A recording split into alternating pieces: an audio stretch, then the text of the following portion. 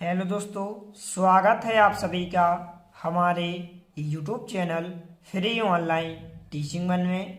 तो स्टूडेंट, आज के इस वीडियो में हम कक्षा 10 विषय गणित प्रश्न बैंक 2022 अध्याय 2 बहुपद, यहाँ पर हम इसके वस्तुनिष्ठ प्रश्नों को हल सहित सॉल्यूशन के साथ देखने वाले हैं। इसके पहले वाले वीडियो में हमने आपको अध्याय 1 के सभी वस्तुनिष्ठ प्रश्न और प्रश्न हल सहित सॉल्यूशन के साथ उपलब्ध करा दिए हैं। यदि आपने इसके पहले वाले वीडियो को नहीं देखा है तो आप हमारे चैनल की प्लेलिस्ट या डिस्क्रिप्शन में दी गई लिंक पर जाकर आप देख सकते हैं। तो स्टूडेंट, अध्याय 2 बहुपद में से आपको कुल 5 अंक के क्वेश्चंस पूछे जाएंगे, जिसमें से आपके एक एक अंक के 3 वस्तुनिष्ठ प्रश्न अर्थात 3 अंक में आपसे वस्तुनिष्ठ प्रश्न पूछे जाएंगे और 2 अंक का आपसे इस चैप्टर में से क्वेश्चन पूछा जाएगा।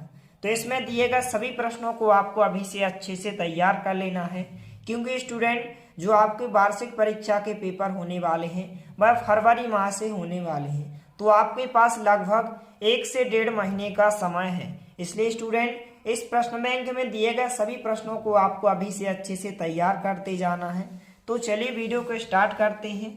तो यहाँ पर पहला प्रश्न है, सही विकल्प चुनिए। तो सभी क्वेश्चन को आपको ध्यानपूर्वक अच्छे से समझना है। तो यहाँ पर पहला प्रश्न है, यदि द्विघात बहुपद ax वर्ग प्लस bx प्लस c के शून्यक अल्फा और बीटा हो तो अल्फा इंटू बीटा का मान होगा अर्थात शून्यकों का गुणनफल होगा। तो स्टूडेंट, आपको ध्यान रखना है कि जो शून्यकों का गुणनफल होता है अर्थात अल्फा इंटू बीटा का मान होता है वह c/a होता है। और यहाँ पर विकल्प आपसे इस प्रकार से भी पूछा जा सकता है कि अल्फा प्लस बीटा अर्थात शून्यकों का योगफल क्या होता है, -b/a होता है। लेकिन क्वेश्चन में यहाँ पर शून्यकों का गुणनफल पूछा गया है कि अल्फा इंटू बीटा का मान क्या होगा। तो ए नंबर का ऑप्शन आपका राइट आंसर होगा, c/a इसका राइट आंसर होगा। तो आपको ध्यान रखना है कि जो शून्यकों का गुणनफल होता है वह c/a होता है, जबकि शून्यकों का योगफल -b/a होता है। इसके बाद यहाँ पर नेक्स्ट क्वेश्चन है, प्रश्न क्रमांक 2, यदि द्विघात बहुपद ax वर्ग प्लस bx के शून्यक अल्फा और बीटा हो तो अल्फा प्लस बीटा अर्थात शून्यकों का योगफल क्या होता है, -b/a होता है। तो बहुत ही महत्वपूर्ण प्रश्न है। यह प्रश्न आपको वार्षिक परीक्षा में देखने को जरूर मिलेंगे, इसलिए इस प्रकार के सभी प्रश्नों को आपको अभी से अच्छे से तैयार कर लेना है। इसके बाद यहाँ पर तीसरा प्रश्न है, रेखीय बहुपद ax प्लस b का शून्यक होगा। तो यहाँ पर शून्यक हम कैसे ज्ञात करते हैं, तो जब भी इस प्रकार से आपको कोई भी बहुपद दिया जाए तो जब भी हम शून्यक ज्ञात करते हैं तो जो भी बहुपद दिया गया है उसको हम 0 के बराबर लेते हैं। तो यहाँ पर आपको एक रेखीय बहुपद दिया गया है। तो यहाँ पर रेखीय बहुपद क्या होता है, 1 की घात वाला बहुपद है, अर्थात यहाँ पर चर की उच्चतम घात कितनी होती है, 1 होती है। इसलिए इसे हम रेखीय बहुपद कहते हैं, अर्थात 1 की घात वाले बहुपद को हम रेखीय बहुपद कहते हैं। तो क्वेश्चन में पूछा गया है कि रेखीय बहुपद ax प्लस b का शून्यक होगा। तो जब भी हम शून्यक ज्ञात करते हैं आपको इस प्रकार से, जब भी आपको बहुपद दिया जाए तो आपको बहुपद के बराबर 0 को रखना है इस प्रकार से। तो यहाँ पर बहुपद क्वेश्चन में दिया गया था ax प्लस b, तो यहाँ पर हमने लिखा ax प्लस b, फिर इसके बराबर हमने 0 को लिखा। अब इसके बाद यहाँ पर हमें शून्यक ज्ञात करना है अर्थात x का मान ज्ञात करना है, क्योंकि यहाँ पर आपको चर क्या दिया गया है, x दिया गया है। यदि यहाँ पर y दिया होता तो हम y का मान ज्ञात करते, लेकिन यहाँ पर x दिया गया अर्थात यहाँ पर हम शून्यक का मान ज्ञात करेंगे। तो यहाँ पर ax को हम जांघिता लिखेंगे और जो प्लस का b है इस तरफ हम पक्षांतर करेंगे तो माइनस का b हो जाएगा। फिर इसके बाद यहाँ पर हमें x का मान ज्ञात करना है, तो x को हम जांघिता लिखेंगे और जो गुणा की संख्या होती है आपको ध्यान रखना है कि जो गुणा की संख्या होती है वह बटे में आ जाती है। तो यहाँ पर a गुणा में है तो यहाँ पर बटे में आ जाएगा। तो इस प्रकार से आपका जो शून्यक होगा अर्थात x का मान यहाँ पर क्या हो जाएगा, -b/a होगा, अर्थात यहाँ पर शून्यक पूछा गया है। तो यहाँ पर ऑप्शन नंबर सी में आपको -b/a दिया गया है, यह आपका राइट आंसर हो जाएगा। इसके बाद यहाँ पर प्रश्न क्रमांक 4 है, बहुपद x वर्ग -3 के शून्यक होंगे। तो आइए यहाँ पर हम इस क्वेश्चन को सॉल्व करते हैं। तो जब भी आपको इस प्रकार से कोई भी रैखिक बहुपद दिया जाए या फिर आपको द्विघात बहुपद दिया जाए, अर्थात 2 की घात वाला बहुपद दिया जाए, तो जब भी यहाँ पर हम शून्य ज्ञात करते हैं तो उस बहुपद को हम 0 के बराबर लिखते हैं। इस प्रकार से आपको बहुपद दिया गया है x वर्ग माइनस 3, तो हम इसको 0 के बराबर रखेंगे। अब इसके बाद यहाँ पर हमें शून्य ज्ञात करना है, अर्थात यहाँ पर बहुपद में आपको x दिया गया है तो हम x का मान ज्ञात करेंगे। यदि यहाँ पर बहुपद में y दिया होता तो हम y का मान ज्ञात करते, तो यहाँ पर x का मान ही आपका क्या होगा, शून्य होगा।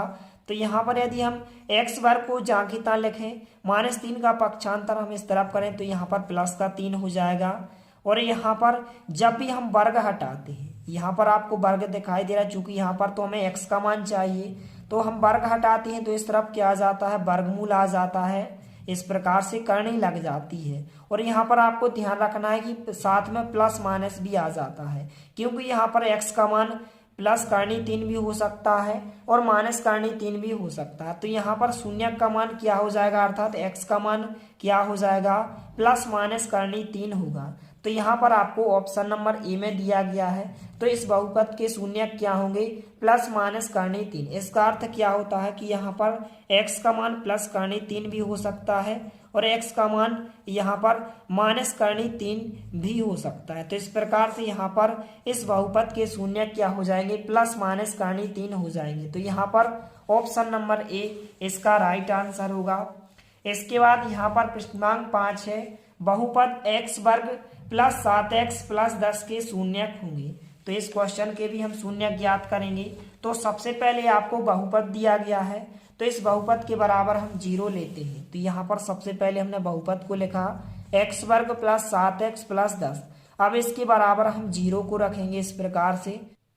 तो स्टूडेंट आपको ध्यान रखना है कि जब भी आपको इस प्रकार से 2 पद दिए जाएं तो आप आसानी से इसको यहाँ पर पक्षांतर करके इस प्रकार से यहाँ पर शून्य ज्ञात कर सकते हैं। लेकिन जब भी आपको इस प्रकार से बहुपद दिया जाए कि यहाँ पर इसमें 3 पद दिए जाए, तो आपको क्या करना है, सबसे पहले इसके गुणनखंड ज्ञात कर लेने हैं।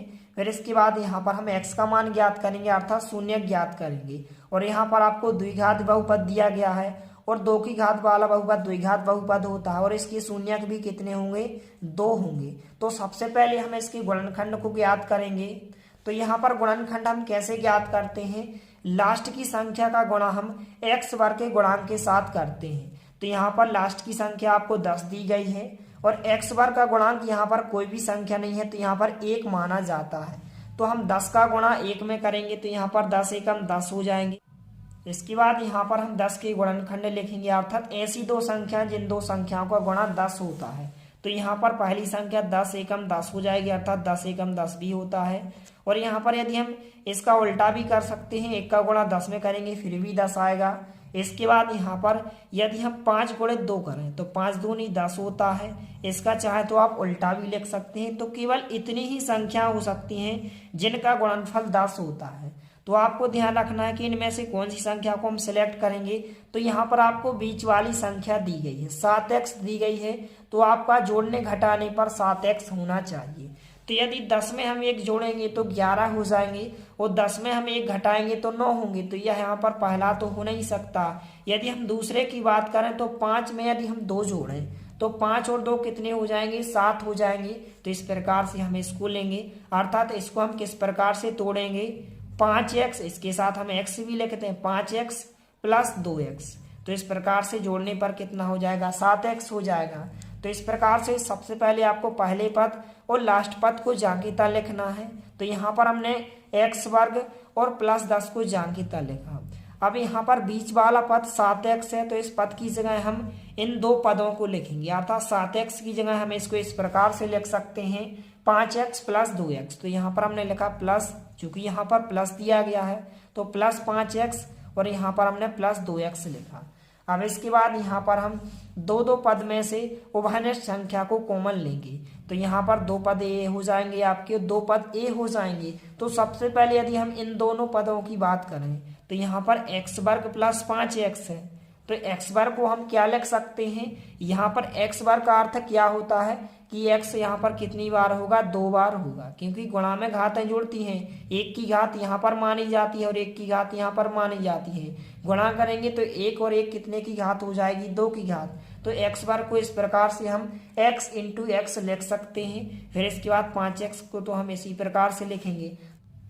तो यहाँ पर आप देख सकते हैं इन दोनों पदों में उभयनिष्ठ संख्या कौन सी है, यहाँ पर x है और यहाँ पर भी x है जो दोनों में है। तो यहाँ पर हम इन दोनों पदों में से x को कॉमन लेंगे तो कौन सी संख्या बचेगी, यहाँ पर x कॉमन हो जाएगा तो यहाँ x बचेगा, प्लस चिन्ह आएगा, यहाँ पर x तो कॉमन आ चुका है तो यहाँ पर संख्या कौन सी बचेगी, 5 संख्या बचेगी। तो यहाँ पर यदि हम x कॉमन ले लें तो यहाँ पर x बचेगा, प्लस का चिन्ह आएगा, और यदि हम x कॉमन ले लें तो यहाँ पर 5 बचेगा।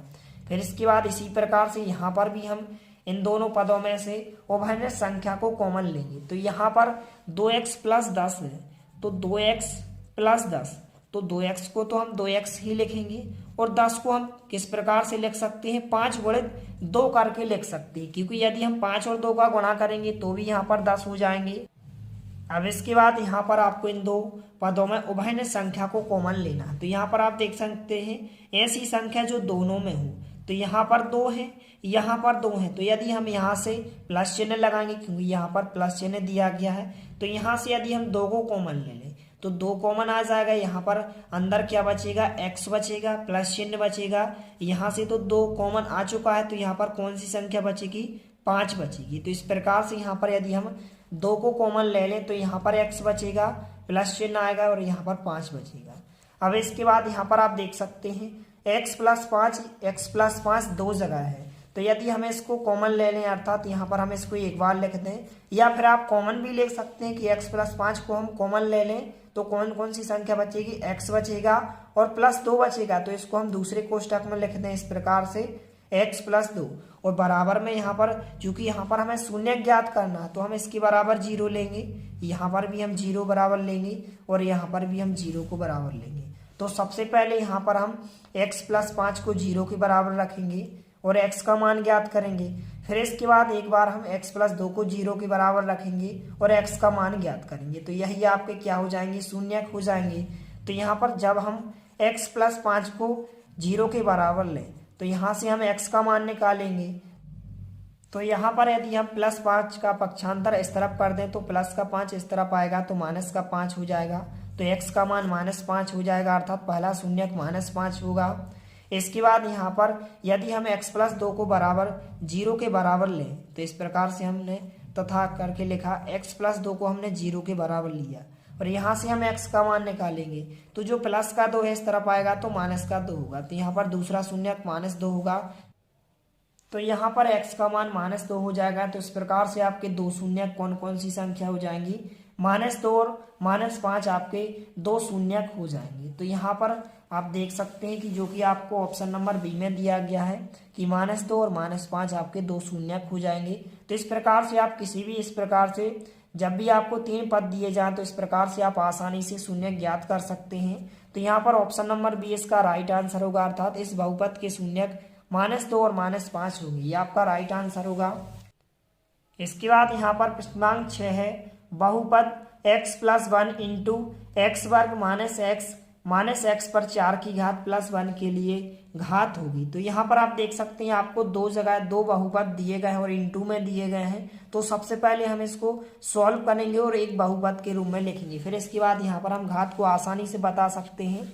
तो यहाँ पर आप देख सकते हैं स्टूडेंट, सबसे पहले यहाँ पर आपको x प्लस 1 दिया गया है, इंटू में यहाँ पर आपको दिया गया है एक्स वर्ग माइनस एक्स पर 4 की घात प्लस 1। तो यहाँ पर हम यदि इसको सॉल्व करें अर्थात इन दोनों का गुणा करें तो यहाँ पर सबसे पहले हम x का गुणा एक्स वर्ग माइनस एक्स पर 4 की घात प्लस 1 के साथ करेंगे। फिर इसके बाद यहाँ पर हम प्लस 1 का गुणा भी इस बहुपद के साथ करेंगे। तो सबसे पहले हम x का गुणा करेंगे, तो यहाँ पर x का गुणा यदि हम x वर्ग से करें, इस प्रकार से x का गुणा हम x वर्ग से करेंगे। तो गुणा में घातें जुड़ती हैं जब भी आधार समान हो, तो आधार यहाँ पर x समान है और घातें अलग अलग हैं। तो जब भी आधार समान हो तो गुणा में घातें जुड़ती हैं, तो 1 की घात यहाँ पर मानी जाती है लेकिन लगाई नहीं जाती है। तो 1 की घात और 2 की घात कितने की घात हो जाएगी, x पर 3 की घात। जब आप x का गुणा x वर्ग के साथ करेंगे, इसके बाद यहाँ पर माइनस चिन्ह आएगा, x और x का गुणा यहाँ पर क्या हो जाएगा, x वर्ग हुआ, क्योंकि यहाँ पर 1 की घात मानी जाती है, यहाँ पर 1 की घात मानी जाती है, तो यहाँ पर x और x का गुणा x वर्ग हो जाएगा। माइनस चिन्ह जाके था, फिर x का गुणा हम x पर 4 की घात के साथ करेंगे। तो x का गुणा यदि हम x के ऊपर 4 की घात के साथ करें तो यहाँ पर 1 की घात मानी जाती है। तो यहाँ पर 4 की घात और 1 की घात कितने की घात हो जाएगी, x पर 5 की घात हो जाएगी, क्योंकि गुणा में घातें जुड़ती हैं। तो यहाँ पर x पर 5 की घात हो जाएगी, और यहाँ पर x का गुणा हम यदि 1 के साथ करेंगे तो यहाँ पर x ही आ जाएगा।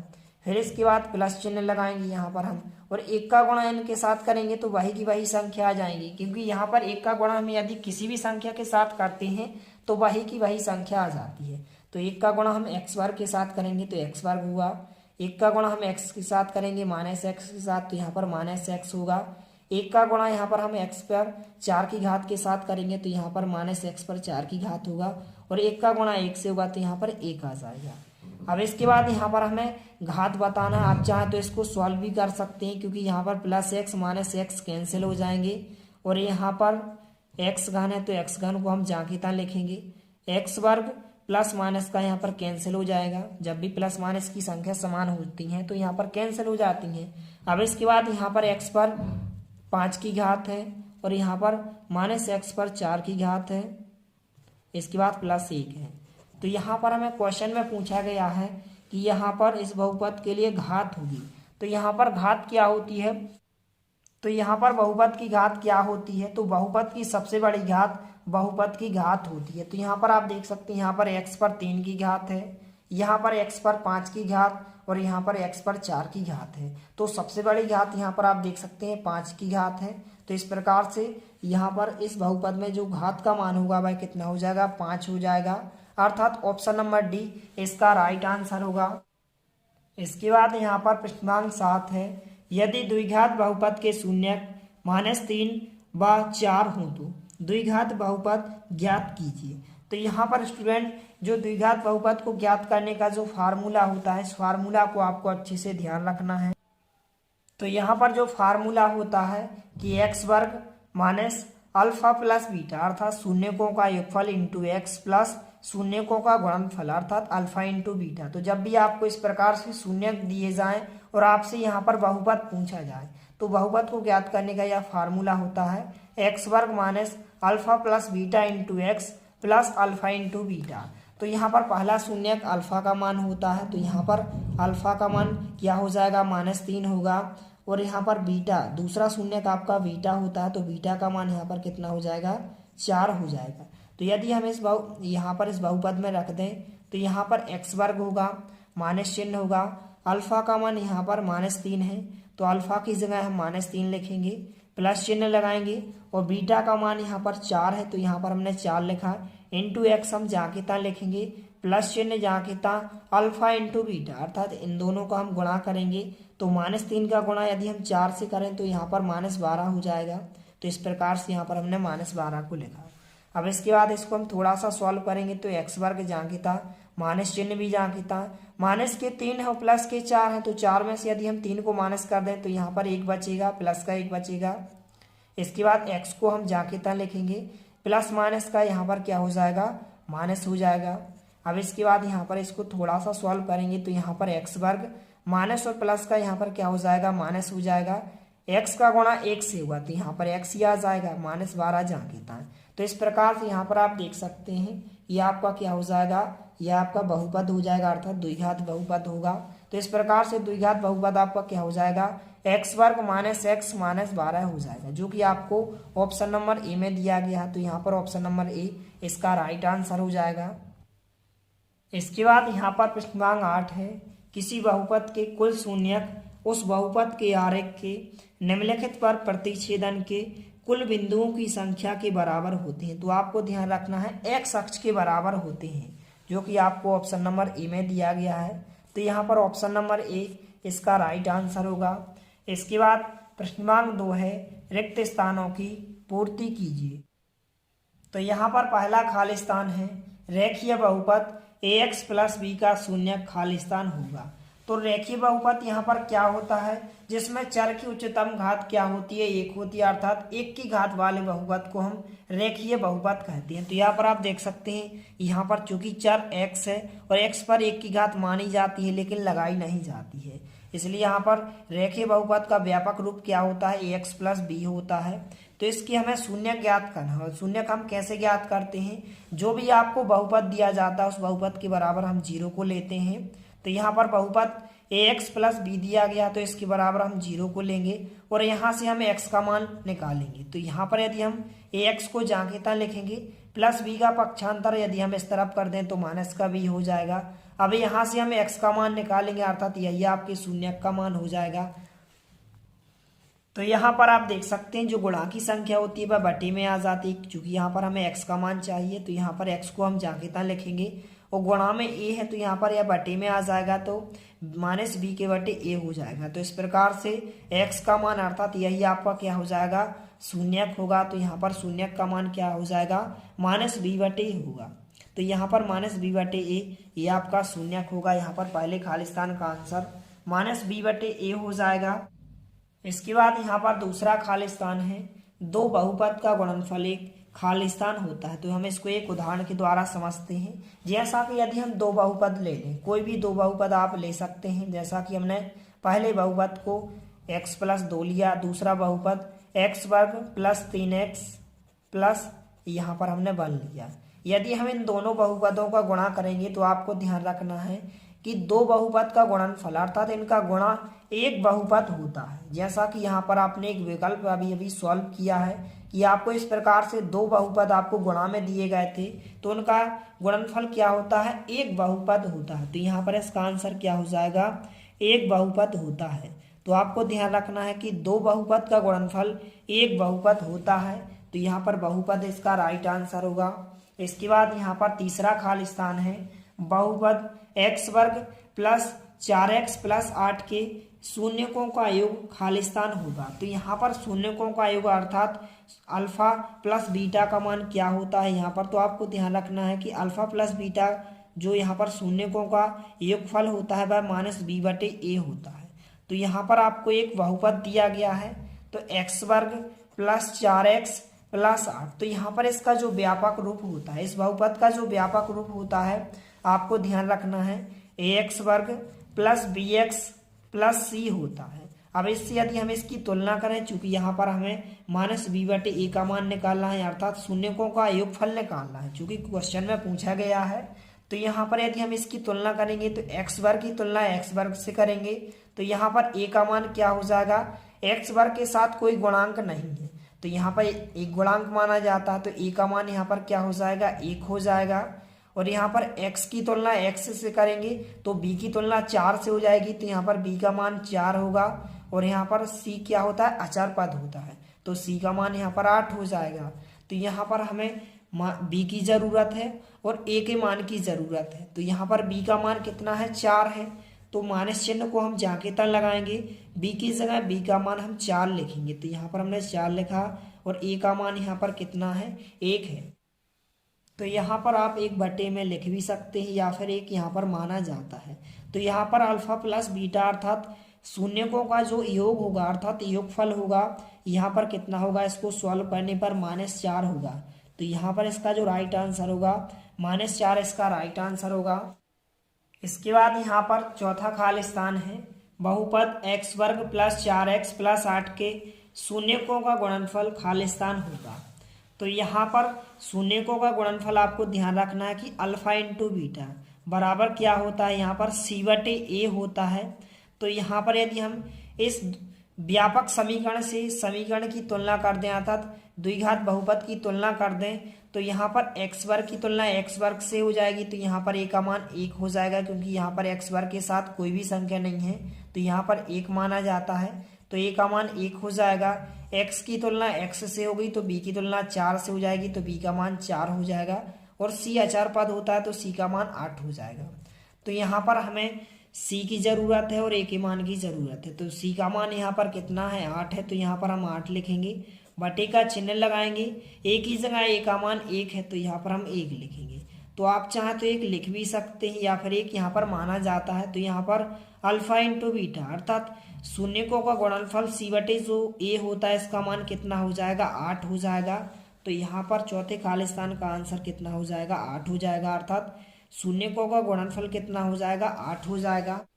इसके बाद यहाँ पर पांचवा खाली स्थान है, यदि बहुपद k-1 इंटू एक्स वर्ग प्लस के एक्स प्लस 1 का एक शून्यक -3 हो तब k का मान खाली स्थान होगा। तो यहाँ पर आपको एक बहुपद दिया गया है और एक शून्यक दिया गया, तो आपको ध्यान रखना है कि बहुपद का पहला शून्यक अल्फा होता है और दूसरा शून्यक बीटा होता है।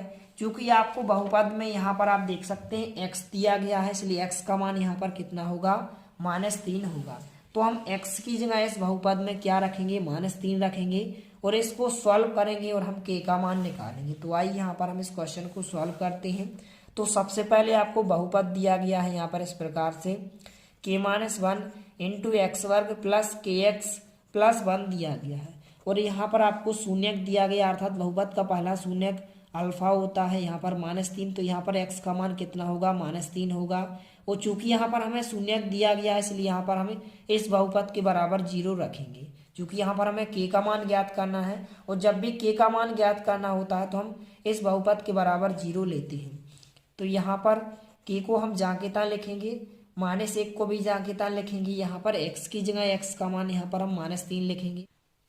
तो यहाँ पर हमने x की जगह x का मान -3 लिखा, वर्ग को हमने जांकेता लगाया, प्लस चिन्ह जांकेता, k को हम जांकेता लिखेंगे क्योंकि यहाँ पर हमें k का मान ज्ञात करना है।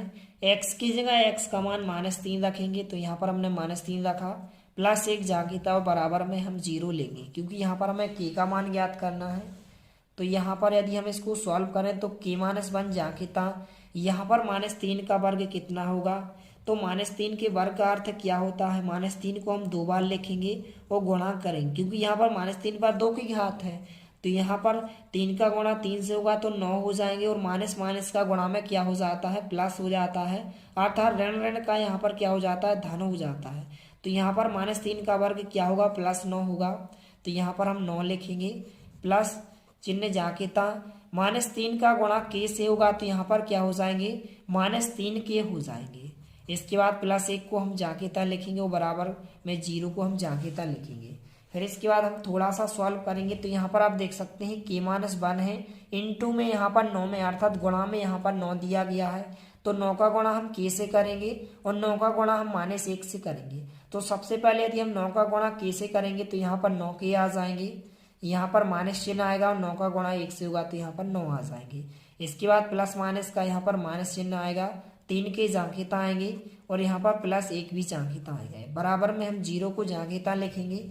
अब इसके बाद यहाँ पर आप देख सकते हैं यहाँ पर 9k है और यहाँ पर -3k है, तो यहाँ पर यदि 9 में से 3 को घटा दे, क्योंकि यहाँ पर भी आपको k दिया गया है और यहाँ पर भी आपको k दिया गया है, तो 9k में से यदि हम 3k को माइनस करेंगे तो यहाँ पर क्या बचेंगे, 6k बचेंगे और यहाँ पर -9 है, प्लस का 1 है, तो यहाँ पर -8 बचेंगे, बराबर में हम 0 को जांघिता लिखेंगे। फिर इसके बाद यहाँ से हम k का मान निकालेंगे, तो यहाँ पर हमने 6k को जांघिता लिखा और जो -8 है इस तरफ यदि हम पक्षांतर कर दें तो +8 हो जाएगा और यहाँ से हमें k का मान निकालना है क्योंकि यहाँ पर क्वेश्चन में पूछा गया है। तो k बराबर यहाँ पर क्या हो जाएगा, 8/6 हो जाएगा, जो गुणा की संख्या होती है वह बटे में आ जाती है, तो यहाँ पर k का मान 8/6 हो जाएगा। अब इसके बाद यहाँ पर हम 8 और 6 को 2 से कैंसिल कर सकते हैं क्योंकि यहाँ पर 2 का भाग 8 में भी जाता है और 6 में भी जाता है, तो यहाँ पर यदि 2 का भाग हम 8 में करें तो 2 चौके 8 हो जाएंगे और 2 का भाग यदि हम 6 में करें तो 2 तिया 6 हो जाएंगे। तो यहाँ पर k का मान कितना हो जाएगा, 4/3 होगा, यही आपका आंसर हो जाएगा। तो इस प्रकार से यहाँ पर 5वें खाली स्थान का आंसर कितना हो जाएगा, यहाँ पर 4/3 हो जाएगा, यही आपका राइट आंसर होगा। तो इस प्रकार से आपके रिक्त स्थान हो जाएंगे, इनको आपको अभी से अच्छे से तैयार कर लेना है। तो इस प्रकार से सभी प्रश्नों को आपको अभी से अच्छे से तैयार कर लेना है और वीडियो को ज़्यादा से ज़्यादा अपने दोस्तों के साथ शेयर करना है ताकि सभी को इसका बेनिफिट हो सके। इसके बाद यहाँ पर प्रश्नांक 3 है, सत्य असत्य लिखिए। पहला प्रश्न है, बीजीय व्यंजक x² - 2 करनी x + 7 बहुपद नहीं है, तो आपको बताना है कि यह कथन सत्य होगा कि असत्य होगा। तो आइए यहाँ पर हम इस क्वेश्चन को सबसे पहले समझ लेते हैं। तो यहाँ पर क्वेश्चन में पूछा गया है कि यह बीजीय व्यंजक बहुपद नहीं है, तो बहुपद के लिए क्या शर्त होती है, तो बहुपद के लिए शर्त क्या होती है कि यहाँ पर चर की घात यहाँ पर धनात्मक और पूर्णांक होना चाहिए। चर की जो घात है अर्थात चर यहाँ पर क्या होते हैं, एक्स वाई जेड होते हैं। तो यहाँ पर आपको एक्स दिया गया है, तो आपको इसकी घात को चेक करना है कि इसकी घात धनात्मक होना चाहिए अर्थात धन की होना चाहिए, प्लस की होना चाहिए। और यहाँ पर चर की घात धनात्मक तथा पूर्णांक होना चाहिए अर्थात पूर्ण संख्या होना चाहिए। इस प्रकार से 1 2 3 4 इस प्रकार की संख्या होना चाहिए। ऐसा नहीं है कि चर की घात इस प्रकार से हो जाए, यहाँ पर 1/2 2/3 इस प्रकार से हो जाए। तो यहाँ पर आप देख सकते हैं x पर 2 की घात है जो कि धनात्मक भी है और पूर्णांक भी है, लेकिन यहाँ पर आप देख सकते हैं x पर करनी है और करने की घात कितने की घात मानी जाती है, 1/2 की घात मानी जाती है। आपको ध्यान रखना है कि करने की घात 1/2 की घात मानी जाती है। तो यहाँ पर आप देख सकते हैं यदि हम करने की जगह यदि हम x पर कितने की घात लगा दें, 1/2 की घात लगा दें, क्योंकि यहाँ पर करने का अर्थ क्या होता है, 1/2 की घात होती है। तो यहाँ पर आप देख सकते हैं x पर 1/2 की घात है, तो चर की घात धनात्मक तो है लेकिन पूर्णांक नहीं है अर्थात पूर्ण अंक नहीं है। तो यहाँ पर यह आपका क्या होगा, बहुपद नहीं होगा।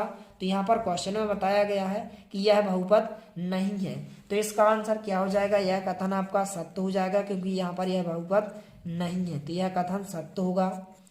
इसके बाद यहाँ पर दूसरा प्रश्न है, शून्य बहुपद की घात शून्य है। तो आपको ध्यान रखना है कि शून्य बहुपद की घात अपरिभाषित होती है अर्थात कभी परिभाषित नहीं होती है। तो यहाँ पर दूसरा कथन आपका क्या हो जाएगा, असत्य होगा, क्योंकि शून्य की घात क्या होती है, एक अपरिभाषित होती है। तो यहाँ पर यह कथन आपका असत्य होगा। जबकि तीसरे क्वेश्चन में यहाँ पर बताया गया है कि शून्य बहुपद की घात अपरिभाषित है। तो आपको ध्यान रखना है कि शून्य की जो घात होती है अर्थात जो बहुपद में शून्य की घात होती है वह अपरिभाषित होती है। यह कथन आपका क्या हो जाएगा, सत्य होगा। इसके बाद यहाँ पर प्रश्नांक 4 है, n घात वाले बहुपद के अधिकतम n शून्यक हो सकती है। तो यह कथन आपका क्या हो जाएगा, सत्य हो जाएगा, क्योंकि यहाँ पर यदि हम n का मान 2 ले लें तो यहाँ पर इसके शून्य कितने हो जाएंगे, 2 हो जाएंगे। और यदि यहाँ पर हम n का मान n ले लें तो यहाँ पर कितने शून्यक हो जाएंगे, n शून्यक हो जाएंगे। तो यह कथन आपका सत्य हो जाएगा। तो इस प्रकार से आपके सत्य हो जाएंगे। इनको आपको अभी से अच्छे से तैयार कर लेना है। इसके बाद यहाँ पर प्रश्नांक 4 है, एक शब्द या एक वाक्य में उत्तर दीजिए। पहला प्रश्न है, रैखिक बहुपद की घात कितनी होती है। तो आपको ध्यान रखना है कि रैखिक बहुपद की घात कितनी होती है, 1 की घात वाले बहुपद को रैखिक बहुपद कहते हैं। तो आपको ध्यान रखना है कि आपको परिभाषा भी पूछी जा सकती है कि रैखिक बहुपद किसे कहते हैं। तो आपको ध्यान रखना है कि 1 की घात वाले बहुपद को रैखिक बहुपद कहते हैं। तो यहाँ पर रैखिक बहुपद की घात कितनी होती है, 1 होती है। तो यहाँ पर आंसर 1 हो जाएगा। इसके बाद यहाँ पर दूसरा प्रश्न है, द्विघात बहुपद की घात कितनी होती है। तो यहाँ पर द्विघात बहुपद की घात कितने की होती है, 2 की घात होती है। इसकी परिभाषा क्या हो जाएगी, 2 की घात वाले बहुपद को द्विघातीय बहुपद कहते हैं, इसलिए द्विघात बहुपद की घात कितनी होती है, 2 होती है। तो यहाँ पर आंसर में आपको 2 लिख देना है। इसके बाद तीसरा प्रश्न है, त्रिघात बहुपद की घात कितनी होती है। तो 3 की घात वाले बहुपद को त्रिघाती बहुपद कहते हैं, इसलिए त्रिघात बहुपद की घात कितने की होती है, 3 की होती है। तो यहाँ पर आंसर 3 हो जाएगा। तो इस प्रकार से सभी प्रश्नों को आपको अभी से अच्छे से तैयार कर लेना है। इसके बाद यहाँ पर प्रश्नांक 4 है, किसी बहुपद px के लिए y बराबर px का एक ग्राफ नीचे आकृति में दिया गया है। तो px के शून्यकों की संख्या लिखिए। तो इस प्रकार से आपको ग्राफ दिया गया है। तो यहाँ पर आप देख सकते हैं कि जो ग्राफ है यहाँ पर इस x अक्ष को यहाँ पर 2 जगह टच करता है, यहाँ पर भी और यहाँ पर भी। तो यहाँ पर जो इसके शून्यक होंगे, कितने शून्यक होंगे, 2 शून्यक होंगे। तो यहाँ पर इसका आंसर क्या हो जाएगा, 2 इसका राइट आंसर हो जाएगा। तो इस प्रकार से आपके अध्याय 2 के सभी वस्तुनिष्ठ प्रश्नों के आंसर हो जाएंगे।